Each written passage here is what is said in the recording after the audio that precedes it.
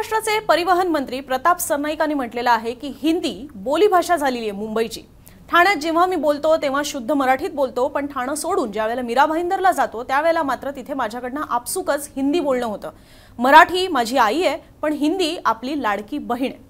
यावरून आता प्रताप सरनाईक ट्रोल झाले, टीका होतीये आणि नंतर त्यांनी सारवासारव पण केलेली आहे। पण प्रश्न हा आहे की खरंच मुंबईची बोलीभाषा ही हिंदी झाली आहे का? मुंबईत परप्रांतीयांचं वास्तव्य वाढलेलं असलं तरी सगळ्यात जास्त बोलली जाणारी भाषा ही नेमकी कुठली? इथल्या स्थानिकांची मराठी, गुजराती, मारवाडी, जैन त्यांची भाषा, की मुस्लिम मोठ्या प्रमाणात आहेत म्हणून उर्दू, की मग हिंदी? या सगळ्या गोष्टींची वास्तविकता आजच्या व्हिडिओमधून समजून घेऊया। नमस्कार, मी अनुजा, तुम्ही पाहत आहात मुंबई तक। मुंबईत मराठी, गुजराती, जैन, मारवाडी, दलित, दक्षिण भारतीय, हिंदू, मुस्लिम, ख्रिश्चन, बौद्ध, शीख असे सर्व धर्मीय, जातीय आणि बहुभाषिक लोक मोठ्या प्रमाणात राहतात आणि म्हणूनच मुंबई म्हटलं की मराठी विरुद्ध अमराठीवाद हा सारखा डोकं वर काढत राहतो। आता निमित्त ठरलेलं आहे मंत्री प्रताप सरनाईकांच्या वक्तव्याचं। त्यानुसार गेल्या 10 ते 15 वर्षातली जरी मुंबईतली परिस्थिती आपण पाहिली तर तुम्हालाच समजेल की मुंबईत खरा टक्का हा नेमका कुणाचा वाढतोय। सगळ्यात लेटेस्ट आपल्याकडे 2011ची जनगणनेची आकडेवारी असल्यामुळे जर मुंबईतला आपण मराठी माणसांचं प्रमाण पाहिलं तर 2001 मध्ये त्यांची संख्या ही 45,24,000 होती, जी काही हजारांनी घसरून 2011ला 44 लाखांवर झालेली आहे। गुजरातींच्या बाबतीत सुद्धा तेच आहे। 2001 मध्ये गुजराती भाषिकांची संख्या 14 लाखात होती, 2011ला सुद्धा ती साधारणतः 14 लाखातच राहिलेली आहे। या उलट जर आपण पुढे जाऊन मुंबईमध्ये हिंदी भाषिकांची संख्या जर पाहिली तर 2001ला हिंदी भाषिक हे 25 लाख होते, पण 2011ला मात्र 35 लाखांवर गेले।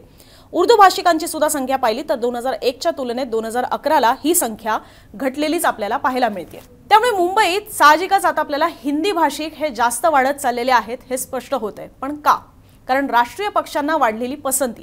प्रादेशिक पक्ष मराठीच हवी असा अट्टहास धरतात किंवा धरू शकतात, पण राष्ट्रीय पक्ष मात्र मराठीचा मान आहेच असं म्हणत अमराठींचा सुद्धा दुस्वास नको अशी भूमिका किंवा अशी सावध भूमिका घेताना पाहायला मिळतात।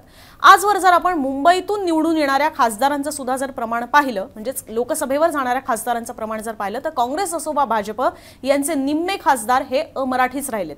इंडियन एक्सप्रेसने दिलेल्या वृत्तानुसार 1951 पासून ते आता झालेल्या 2019च्या लोकसभा निवडणुकीपर्यंत मुंबईत एकूण 94 खासदार झालेत, ज्यातले 42 हे अमराठी राहिलेत। ज्यात आता 2024च्या निकालानुसार जर आपण पाहिलं तर पियुष गोयल यांनाही आपण पकडू शकतो, म्हणजे ते एक ॲडिशनल नंबर झाला। आता याची आपण एक वर्गवारी केली किंवा फोड केली तर काँग्रेसचे एकूण आतापर्यंत 43 खासदार राहिलेले आहेत मुंबईतून, ज्यातले 26 हे अमराठी होते। भाजपचे एकूण 15 खासदार राहिले, ज्यातील मुंबईतनं 8 हे अमराठी राहिलेले आहेत। शिवसेनेने मुंबईतून 15 खासदार पाठवलेले आहेत, जे सर्वच्या सर्व मराठी राहिलेत। अर्थात याच्यात ही गोष्ट लक्षात घ्यायला हवी की त्यांनी अमराठी उमेदवार सुद्धा दिलेले आहेत किंवा अमराठी उमेदवारांना पाठिंबा सुद्धा दिलेला आहे, फक्त त्यांचे निवडून आलेले जे खासदार आहेत ते मात्र आतापर्यंतचे सगळे मुंबईतले मराठीच राहिलेले आहेत।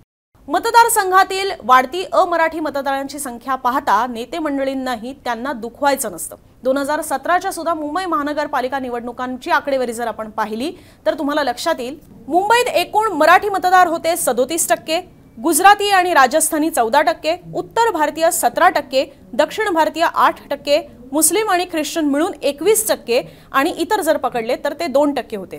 ज्याच्यामध्ये आपण केवळ शिवसेना आणि भाजपची आकडेवारी पाहिली तर एकूण शिवसेनेला 28.29% मतं पडलेली होती, ज्यात सर्वाधिक वाटा हा मराठी मतदारांचा होता, म्हणजेच 65 ते 70% इतके मराठी मतदारांनी त्यांना मत दिलेली होती। पण हेच अमराठी मतदार जर पाहिले तर शिवसेनेला मतदान करणारे अमराठी मतदार हे अवघे 20 ते 30% होते। याउलट भाजपची परिस्थिती जर आपण पाहिली तर भाजपला अमराठी मतदारांनी जवळपास 60 ते 70% मतदान केलेलं आहे आणि त्या तुलनेमध्ये मात्र मराठी मतदारांची संख्या जी भाजपला मतदान करते ती मात्र कमी आहे। तर सध्याच्या घडीला तरी हे मुंबईतला वास्तव आहे की इकडे मराठी किंवा इतर कुठल्याही भाषेपेक्षा हिंदी बोलणाऱ्यांची संख्या ही जास्त आहे। मग तो भले गुजराती, मारवाडी, जैन असतील, मुस्लिम असतील, आपापल्या वेळेला ते आपापल्या भाषा बोलतात, पण ज्यावेळेला सगळ्यांना एकमेकांशी बोलण्याची वेळ येते त्यावेळेला ते सगळेजण हिंदी बोलताना पाहायला मिळतात आणि काही प्रमाणात त्याच्यामध्ये मराठी लोकांची सुद्धा आता भर पडलेली आहे की जे मराठीपेक्षा समोर मराठी माणूस आला तरी सुद्धा बऱ्याचदा हिंदीतच बोलताना पाहायला मिळतात, कारण ती त्यांना आता सवय पडलेली आहे। ते गृहीतच धरून चालतात की समोरची व्यक्ती ही हिंदी आहे। सरते शेवटी राजकारणी सुद्धा वोट बँकचंच पॉलिटिक्स करतात आणि गणित फार सोपं असतं की अमराठी मतदार जास्त असतील तर त्यांच्या बाजूने ते झुकणार, जे जिंकवून देणार आणि ज्या मुद्द्यावरून जिंकवून देणार त्यानुसार राजकारण हे होत राहणार। मुंबईतला मराठी टक्का हा घसरत जात असेल तर त्यांना डोळ्यासमोर ठेवून होणारं राजकारण हे वेगळं पडतं आणि मोठ्या प्रमाणात जर अमराठी टक्का असेल तर प्राधान्याने त्यांना डोळ्यासमोर ठेवून होणारं राजकारण हे वेगळं असतं। अशात अमराठी वोट बँक समोर ठेवूनच राजकारण करत राहायचं की मराठी टक्का वाढवण्यासाठी प्रयत्न करायचे, काय करावं राजकारण्यांनी? तुम्हाला काय वाटतं याबद्दलच्या तुमच्या प्रतिक्रिया कमेंट बॉक्समध्ये आमच्यापर्यंत जरूर पोहोचवा। ही आकडेवारी, ही माहिती तुम्हाला कशी वाटली याबद्दलच्या सुद्धा तुमच्या प्रतिक्रिया तुम्ही कमेंट बॉक्समध्ये मांडू शकता। तुर्तास या व्हिडिओमध्ये इथेच थांबतोय। बघत रहा मुंबई तक।